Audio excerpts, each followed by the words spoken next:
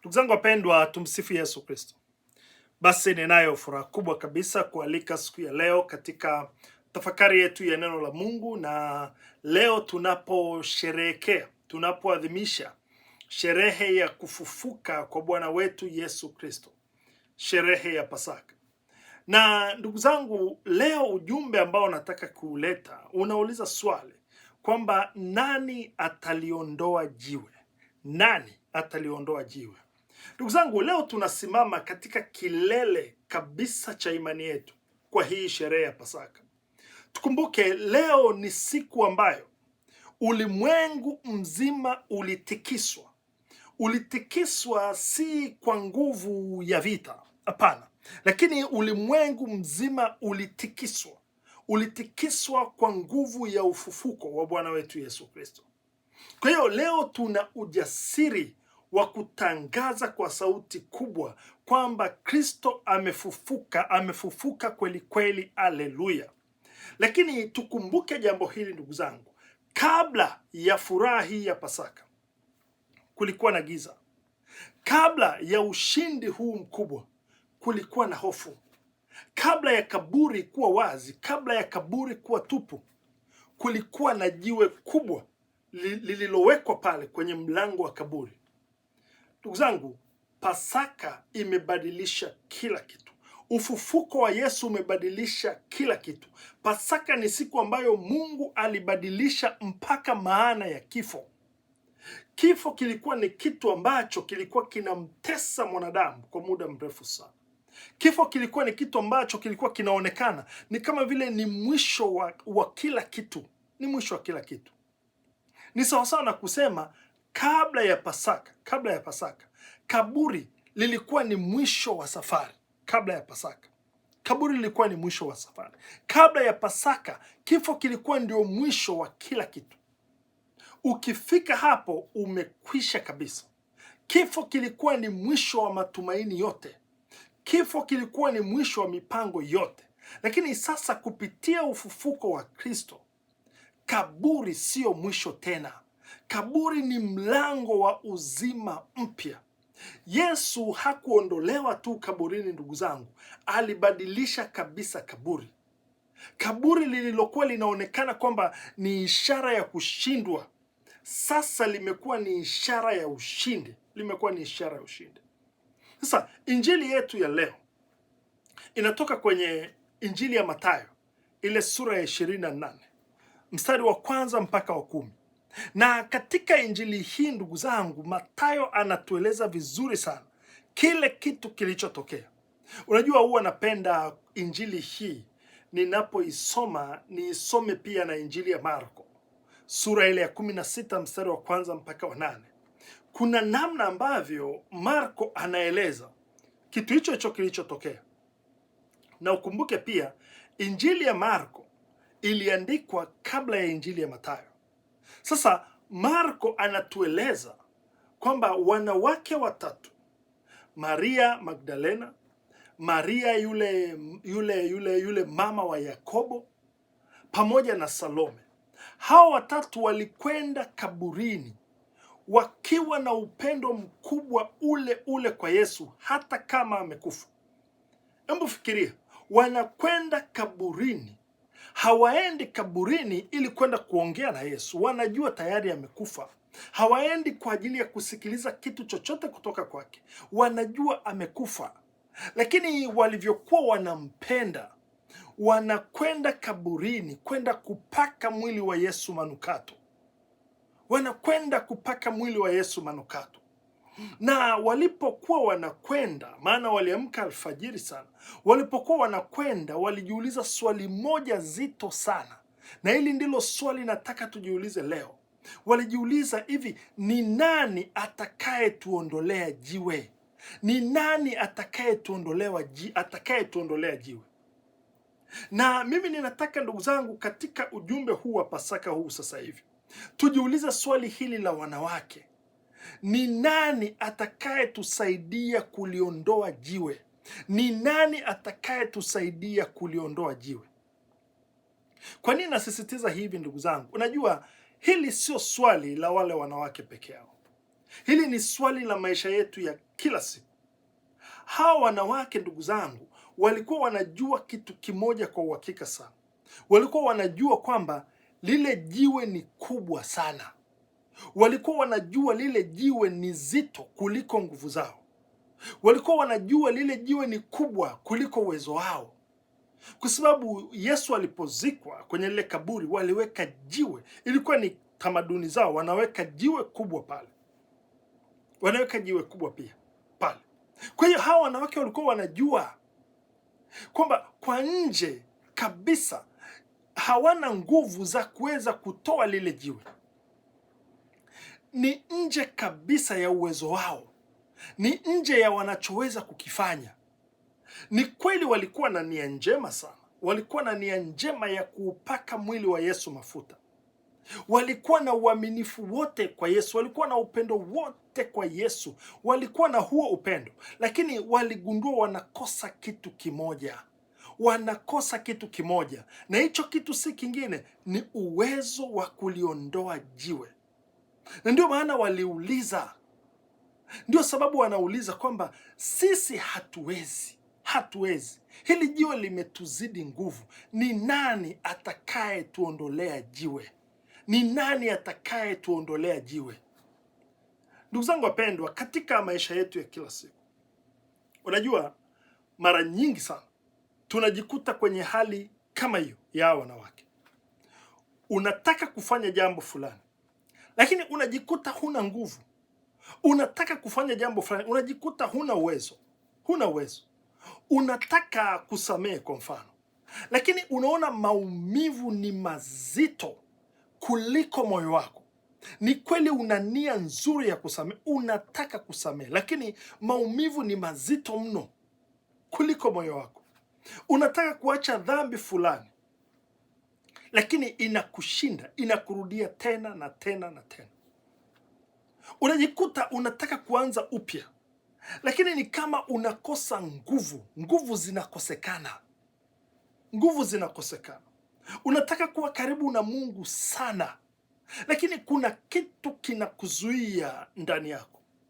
Unajikuta ni kama vile moyoni unasema hivyo kwamba hili limenizidi nguvu, nani atanisaidia? Ni kama vile hawa wanawake wanajiuliza, ni nani atakaye tuondolea lile jiwe ili tuweze kwenda kupaka mwili wa Yesu mafuta, tuweze kukamilisha kile tunachokitaka? Nani atakaye tuondolea jiwe? Sasa ndugu zangu, kuna mambo machache nataka niyaseme hapo, mambo machache. Jambo la kwanza, kila mmoja wetu ana jiwe lake. Kila mmoja wetu ana jiwe lake. Una jiwe lako, nina jiwe langu. Unajua jiwe ni nini? Jiwe ni kitu ambacho ningeweza kusema kimekuwa kikwazo kwako. Ni kitu ambacho kinakuzuia kupiga hatua. Jiwe ni kitu ambacho kinakuzuia kufanya mambo mema. Jiwe ni kitu ambacho kinakuwekea break, ni kama vile kinakuwekea roadblock. Kwa mfano, jiwe la hofu, hofu linakuzuia kusonga mbele. Jiwe la dhambi kwa mfano linakuzuia, linakufanya ushindwe kupiga hatua. Jiwe kwa mfano la maumivu ya ndani yanayosababishwa na kutokusamehe, saa nyingine linaweza likakuzuia hata kupona kimwili. Jiwe la kukata tamaa kwa mfano linakuambia hakuna matumaini tena, hakuna sababu ya kuendelea tena, hakuna sababu ya kujaribu tena. Ni kweli unataka kufanya mema, ni kweli unataka kumtafuta Mungu, lakini unajua ni kama vile kuna kitu fulani kinakuzuia. Kuna wakati unafika kwa mfano, unajua kabisa kilicho sahihi ni nini, lakini huwezi kufanya. Unajua kabisa unapaswa kubadilika, lakini unashindwa kuanza. Ile nguvu ya kuanza kubadilika unaikosa. Ni kweli unajua kabisa kwamba Mungu anakuita, lakini moyo wako unaogopa, una hofu kubwa.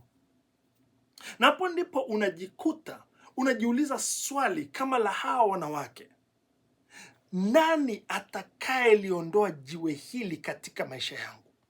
Nani atakayeniondolea hili jiwe? Nani atakayeniondolea hili jiwe? Ndugu zangu wapendwa, Pasaka inaanza pale ambapo unakubali ukweli huu kwamba kuna mawe ambayo yamekuzidi nguvu. Ngoja nirudie. Pasaka inaanza pale unapokubali huu ukweli kwamba kuna mawe ambayo yamekuzidi nguvu. Na kukubali huko, ndugu zangu, sio udhaifu. Hiyo ndio hatua ya kwanza kabisa ya neema.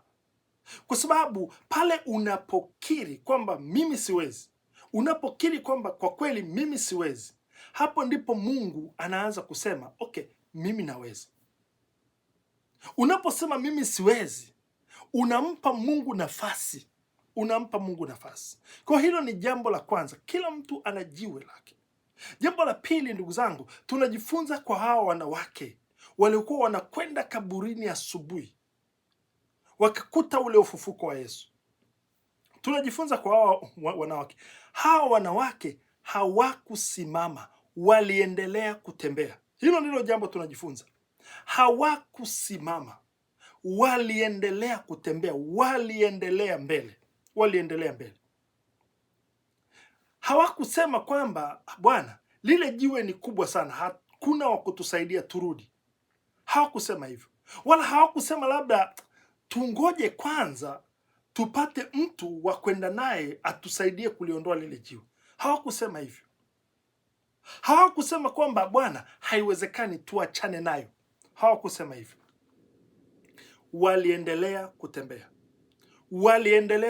Waliendelea kwenda. Na hapo ndipo siri kubwa mimi naiona ya imani, kwamba kwa mantiki ya kawaida kabisa walikuwa na sababu zote za kurudi nyuma.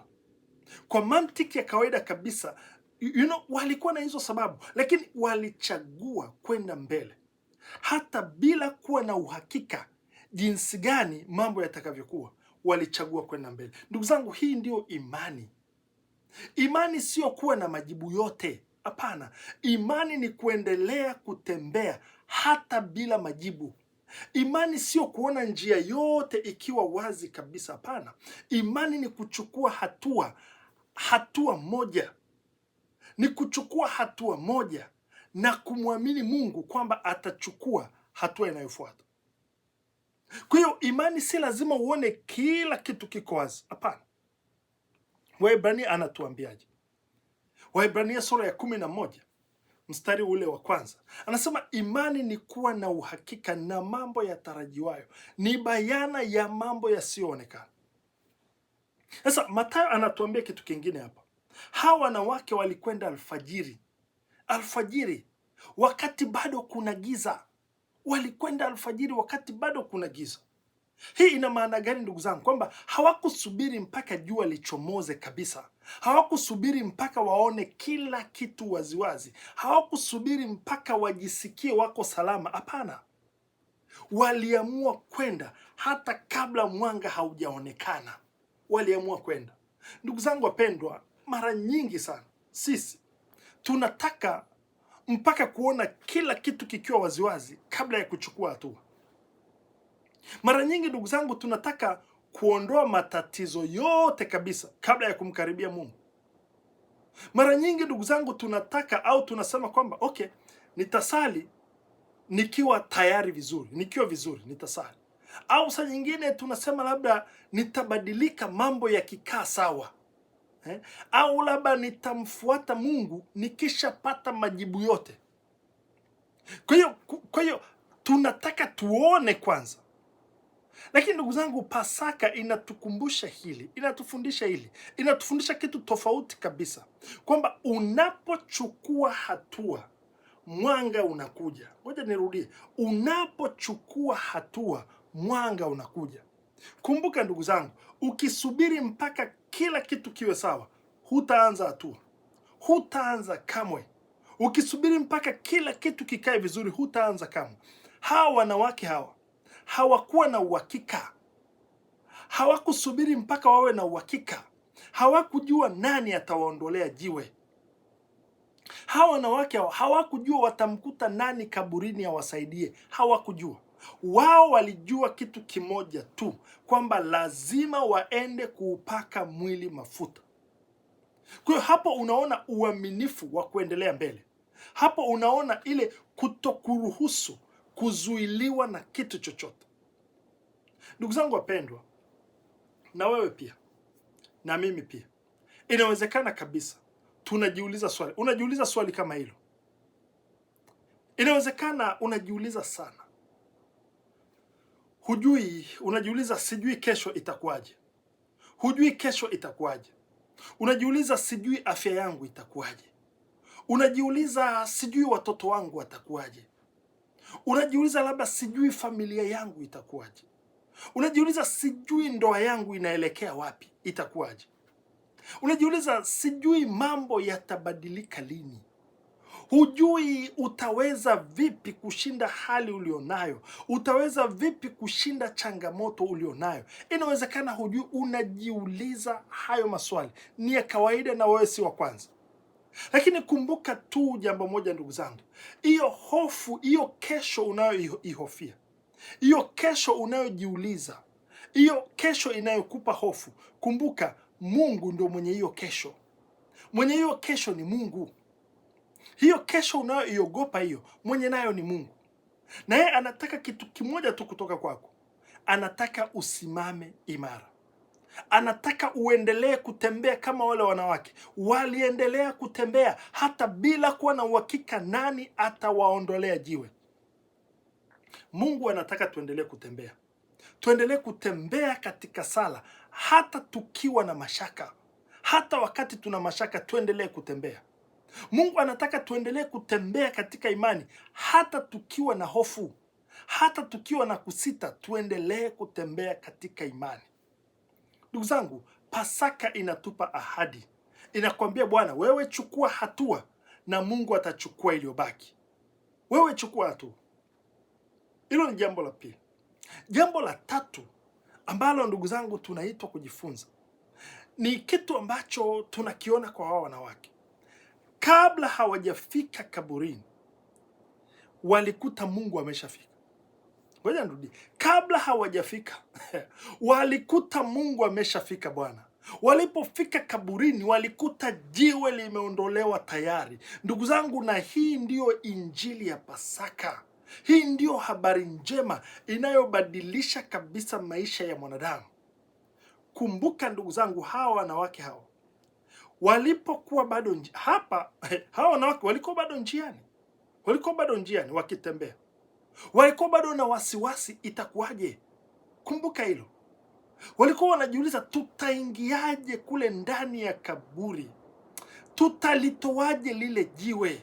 Wanajiuliza itakuwaje? Itakuwaje? Itakuwaje? Ndilo swali walilokuwa nalo, wanajiuliza itakuwaje? Walikuwa wanajiuliza nani atakayeliondoa jiwe? Walikuwa wanajiuliza.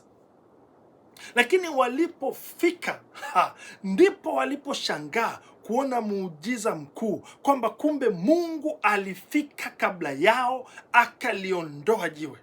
Akaliondoa jiwe. Mathayo anasema akamtuma malaika akaliviringisha jiwe.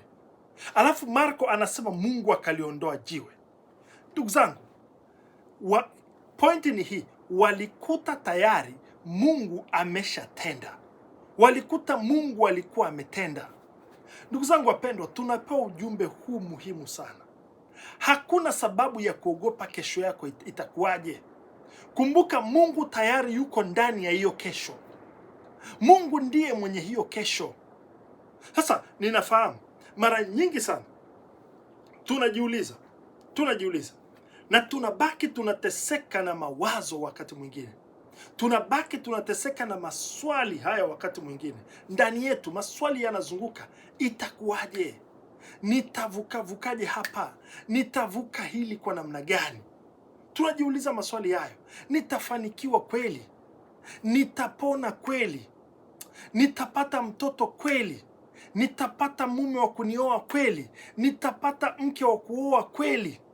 Nitapata kazi kweli? Nitaolewa kweli? Tunajikuta tunajiuliza maswali hayo. Lakini ndugu zangu, Pasaka inatuambia kwamba haujachelewa, hauko peke yako. Kumbuka wale wanawake ndugu zangu, kabla hawajafika kaburini, walikuta Mungu tayari ameshafika. Kumbuka hilo siku zote. Jambo la 4 ambalo tunaitwa kujifunza, na hili naomba nilisisitize sana, hili jambo la 4, sio kila jiwe ni la kwako kuliondoa. Naomba nirudie, sio kila jiwe ni la kuondolewa na wewe. Si kila jiwe ni la kwako kuondoa. Ndugu zangu, hili ni somo muhimu sana, muhimu sana. Hawa wanawake hawa walikuwa na kila kitu kizuri, walikuwa na upendo kwa Yesu kabisa, walikuwa na imani kwa Yesu bila mashaka, walikuwa na ujasiri wa kwenda kaburini. Lakini pamoja na hayo yote hayo, hawakuwa na nguvu ya kuliondoa jiwe. Hawakuwa na nguvu ya kuliondoa jiwe. Ndugu zangu, kuna mambo katika maisha yako, kuna mambo katika maisha yapo si kwa sababu ya nguvu zako, hapana, yapo kwa sababu ya neema ya Mungu. Ngoja nirudie, kuna mambo kwenye maisha yapo si kwa sababu ya nguvu zako, ni kwa sababu ya neema ya Mungu. Kwa sababu ndugu zangu, mara nyingi tunajisahau na kuanza kubeba kila kitu kana kwamba kila kitu kinatutegemea sisi. Tunajiambia lazima nirekebishe hiki kitu mwenyewe, lazima nimbadilishe huyu mume wangu, lazima nimbadilishe mke wangu, lazima nibadilishe huyu boss, lazima nitatue hili, lazima.